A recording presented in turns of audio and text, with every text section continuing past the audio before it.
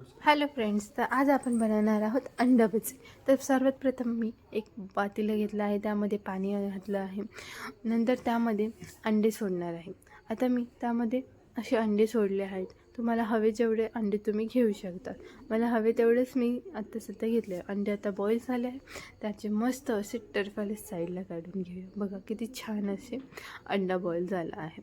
त्यानंतर आपण नाही का अंड्याला असं मस्त नाही का मला छान असं ना त्याला कट करून घेणार आहे, पण एकदम लाईन शेप. मग मी ते दोऱ्याच्या साहाय्याने करते. मला हा जो शेप पाहिजे तो शेपमध्ये मी अंड्याला असं छान असं कट केलं आहे.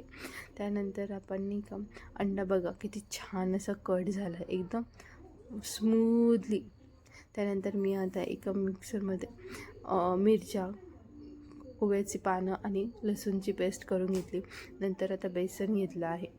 त्यामध्ये बेसन मला हवं तेवढं घेतलं आहे. तुम्हाला जशी क्वांटिटी करायची आहे तशा क्वांटिटीमध्ये तुम्ही ते बेसन घ्या. त्यानंतर केलेले मिरच्या, लसूणची पेस्ट, हळद, खातं सोडा, ओवा आणि पाणी घालून मस्त असं ते मिश्रण केलं. आमच्या घरी हिरव्या मिरचीचे केलेले भजी खूप आवडतात, त्यामुळे मी हिरवी मिरची, तुम्ही वाटलंच तर लाल मिरची वापर. आता कढई घेतली आहे. कढईमध्ये मी तेल घालत आहे.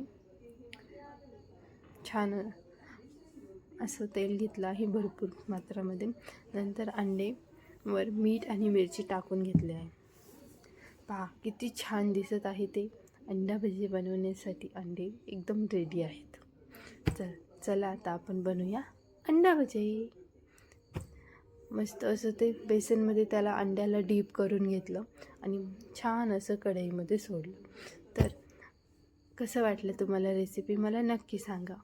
सगळे भजे तुम्ही ट्राय केलेलेच आहेत. आता अंडा भजीही ट्राय करून बघा आणि कशी लागली टेस्ट मला कमेंटमध्ये नक्की कळवा. Like and share.